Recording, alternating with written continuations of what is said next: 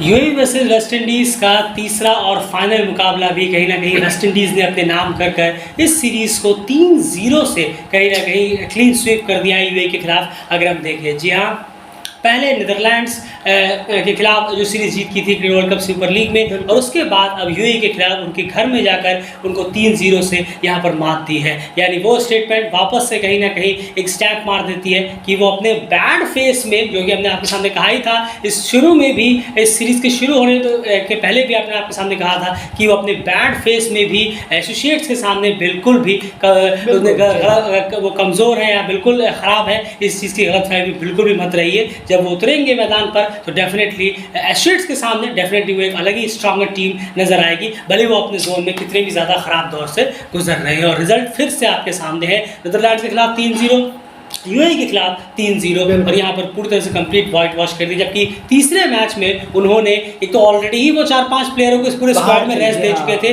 उसके अलावा भी एक्सपेक्टेड भी था कि लास्ट मैच में अगर 2-0 जीतते हैं तो लास्ट मैच में वो 4-5 और नए प्लेयरों को यहाँ पर ट्राई करेंगे। उनको भी ट्राई किया, उसके बावजूद भी यूएई इस मैच को गंवा बैठा। और इस मैच में कहीं ना कहीं यूएई का ज़्यादा ही ख़राब परफॉर्मेंस रहा है। 2 मैचेस के मुकाबले इस मैच में आपको कहना होगा कि इतना टफ ओपोनेंट नहीं था इस बार। बिल्कुल सही कह रहा हूँ मैं, इतना टफ ओपोनेंट इस बार नहीं था। यार आप क्या कहेंगे, क्योंकि इस बार इस वाले मैचेस में जो है काफ़ी ज़्यादा प्लेयर्स को यहाँ पर चेक किया गया था। शायद होप भी कप्तान यहाँ पर नहीं थे, लेकिन उसके बावजूद भी यूएई को शुरुआत भी बेहतरीन मिली, लेकिन उसके बावजूद पूरा का पूरा जो है उन्होंने गेम जो है अपने हाथ से निकाल दिया। क्या रहा फेस बाय फेस और क्या रहा यूएई का स्कोर? नहीं, ज़रूर देखिए, अगर हम बात करें स्कोर की ओवरऑल यहाँ पर देखें तो 184 पे टीम ऑल आउट हुई है। जी हाँ, और 36.1 ओवर टीम ने यहाँ खेले हैं। और फिर भी आप देखेंगे, आपने बिल्कुल सही कहा, जैसे कि बॉलर्स जो थे वेस्ट इंडीज़ के, वो बिल्कुल, अगर ये फुल मेंबर की टीम होती, खुद की ही टीम होती, फुल मेंबर तो वो है ही, और सामने कोई भी टीम होती, अदरवाइज बांग्लादेश, अफगानिस्तान या श्रीलंका, कोई ये रेस्पेक्टिव टीमें होती, तो बहुत बेहतरीन बहुत बड़ा स्कोर यहाँ देखने को मिलता हमें। लेकिन यहाँ पर जब टीम यूएई सामने आई, जिस तरीके का क्रिकेट यूएई ने खेला है, बहुत ही पुअर रहा है ये तीसरे मैच का क्रिकेट जो रहा है। और इन बॉलर्स को हैंडल ना कर पाना, जो कि डेब्यू भी इसी सीरीज़ में हुआ है। जी हाँ, डेब्यू भी किसी का इसी सीरीज़ में हुआ है। जैसे कवीम होज है, उनका भी डेब्यू इसी सीरीज़ में हुआ है। डिमॉन ड्रेक्स माफ़ कीजिएगा, उनका डेब्यू भी यहीं पर हुआ है। तो ऐसे प्लेयर, वो तो ड्रेक्स थे भी नहीं, उसके बावजूद भी B-C-D बॉलर हम कह सकते हैं ये वेस्ट इंडीज़ के थे, जो तो उनके खिलाफ ये परफॉर्मेंस है। अकील हुसैन नहीं, अलजारी जोसेफ नहीं, इतने प्लेयर हैं, जैसन होल्डर नहीं है, माफ़ कीजिएगा जी हाँ, इतने अच्छे ऑलराउंडर वो भी नहीं है। तो सोचिए फिर वो अगर इन सब टीमों में जुड़ जाएं, अलजारी, जैसन और अकील, तो फिर तो मशक्क़त ही मशक्क़त है सामने वाली टीमों के लिए, एसोसिएट के लिए। पर ये परफॉर्मेंस इन बॉलिंग के खिलाफ नहीं, जबकि यूएई खुद ही जस्टिफाई कर रहा था। देखिए, इतनी बेहतर शुरुआत मिली, इतना बेहतर खेल रहे थे, तब भी तो आखिर वही बॉलर थे ना जब वो बेहतर खेल रहे थे। लेकिन जब अचानक से 50, 60, 40, 45 रन के अंदर जब पूरी की पूरी टीम ऑल आउट होकर चली गई, तब उन्हीं बॉलर्स को अचानक से क्यों नहीं खेल पाए। 142 रन पर 2 विकेट थे एक वक्त यूएई। जी आप सोचिए कि स्ट्रॉन्गेस्ट पोजीशन पे थी, और डेफिनेटली लग रहा था कि लगभग 280-300 के आसपास टीम पहुंचेगी। और मोहम्मद वसीम ने कुछ अच्छी इनिंग खेली, वृत्ति अरविंद ने बेहतरीन इनिंग वहाँ पर निकाली, लेकिन उसके बाद के जो प्लेयर्स यहाँ पर रहे हैं, वो उनका हाल जो है वो पूरी तरह से बेहाल रहा है। जी हाँ, मोहम्मद वसीम ने 42 रन किए, लवप्रीत सिंह ने 3 रन बनाकर वो आउट हो गए।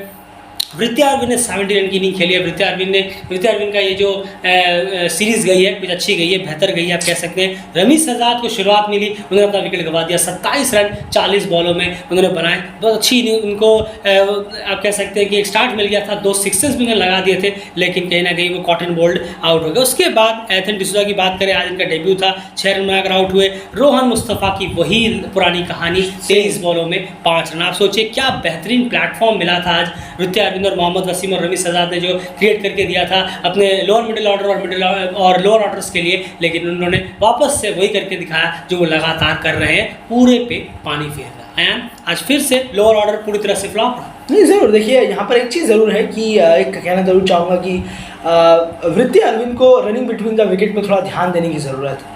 अब ये क्या है कि एथन डिसूजा और रोहन मुस्तफ़ा उन्हीं की वजह से आउट हुए। क्लियरली है। जी हाँ, अगर आपने देखा होगा मैच, मुझे नहीं मालूम कितनों ने देखा होगा क्योंकि सब अभी कहीं और बिजी हैं, किसी और को देख रहे हैं, लेकिन ये जो रहा है मैच, अगर आपने इनका रनआउट देखा होगा तो यहाँ पर क्लियर है कि वृत्ति अरविंद को अपना जो है एक कॉल सही करने की ज़रूरत है। यस है तो यस है, बस हो गया ख़त्म। अब वो क्या कर रहे हैं, इथेन डिसूजा आए, थोड़ा आगे बढ़े, उन्होंने रन लेने के लिए चाहा, उन्होंने ऑफ साइड की तरफ लगाया, कवर एरिया की तरफ टक किया, सिंगल लेना चाहते थे तो हल्का यस किया, फिर नहीं, फिर एकदम से दौड़े, फिर वो इथेन भी दौड़े। तो इथेन इतना दौड़ गए वृत्ति अरविंद की तरफ कि वो नो करते करते वो वृत्ति अरविंद के पास आके खड़े हो गए, और जब तक वापस जाते तब तक वो रन आउट हो गए। तो बहुत बड़ी गलती है वृत्ति अरविंद की। पहले आप या तो आप नो कर दीजिए कॉल से, क्योंकि इथेन के सामने आप बड़े हैं, एक बार आप नो कर देंगे तो वो आगे बढ़ेंगे भी नहीं, वो सोचेंगे भी नहीं आगे बढ़ने का कि अच्छा ठीक है, नो है तो नो है। सेम एज रोहन मुस्तफ़ा के साथ भी आपका यही हुआ, जब वो उन्होंने एक फिर से सेम पॉइंट या कवर एरिया की तरफ उन्होंने लगाया एक रन, दौड़े, फिर वही यस और नो का चक्कर हो गया। खुद वृत्ति अरविंद आगे बढ़े, फिर पीछे हट गए, फिर आगे बढ़े, फिर नो कर रहे हैं रोहन मुस्तफ़ा, और रोहन मुस्तफ़ा पूरा यहाँ क्रेज में आ चुके थे दूसरे की तरफ, और वो भी रन आउट हो गए।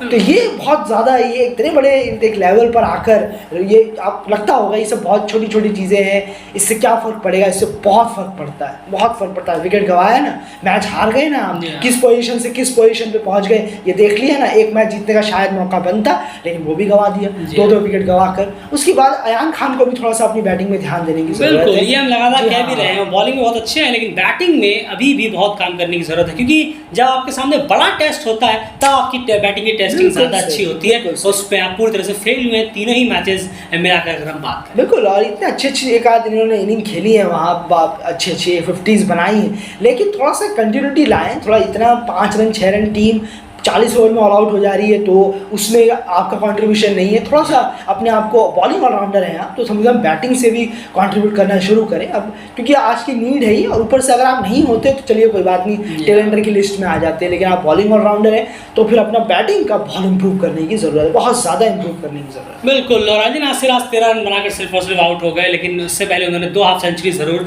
लगाई थी। इस मैच में 13 रन बनाकर आउट हो गए। तो ओवरऑल आप देखिए, शुरू के फेज में 142 रन पर 2 विकेट के बाद पूरी टीम 184 रन के अंदर ऑल आउट हो गई। 37वें ओवर में अपने पूरी की पूरी टीम जो है वो ऑल आउट हो गई। जो प्लेटफॉर्म था इतना बेहतरीन सा, वो सब ने गवा दिया। उसका बहुत बड़ा क्रेडिट जाएगा वृत्ति अरविंद के खराब कॉल्स को, रनआउट को लेकर, क्योंकि वही वो फेज था जहां पर 2 बैक टू बैक रनआउट की वजह से वेस्ट इंडीज गेम में वापस आ पाया। और उसके बाद खुद भी जी हाँ, उसके बाद वो खुद भी आउट हो गए, या तो वो खुद लंबी इनिंग लेकर जा रहे होते नीचे तक, चलिए नहीं मैं लेके जाता हूं, हाइस्ट तक पहुंचाता हूं स्कोर। उसके बाद अली नासिर, एन अफजल खान, इन दोनों ने भी कुछ खास परफॉर्मेंस आज के मैच में, कल के मैच में निकाली नहीं, और टीम जो है 184 रन के अंदर पूरी की पूरी टीम ऑल आउट हो गई, जो कि इस किसी भी हाल में इतना बड़ा स्कोर आप बिल्कुल भी कह नहीं सकते थे। एंड अब इसे चेस की तरफ अगर चले, वेस्ट इंडीज़ की शुरुआत में वेस्ट इंडीज़ को चेस करने में इतनी दिक्कत नहीं हो रही थी, उनका भी काफ़ी स्मूथली चेस जा रहा था, लेकिन उसके बाद यहाँ पर वापसी आखिर कौन से बॉलर ने कराई और किस तरह से कराई, और फिर एट द एंड ये एहसास कराया कि अगर वो 2 रनआउट्स नहीं होते या फिर लोअर ऑर्डर कुछ ज़्यादा जिम्मेदारी से खेल पाता यूएई का, तो शायद इस मैच में यूएई को जीत मिल सकती थी।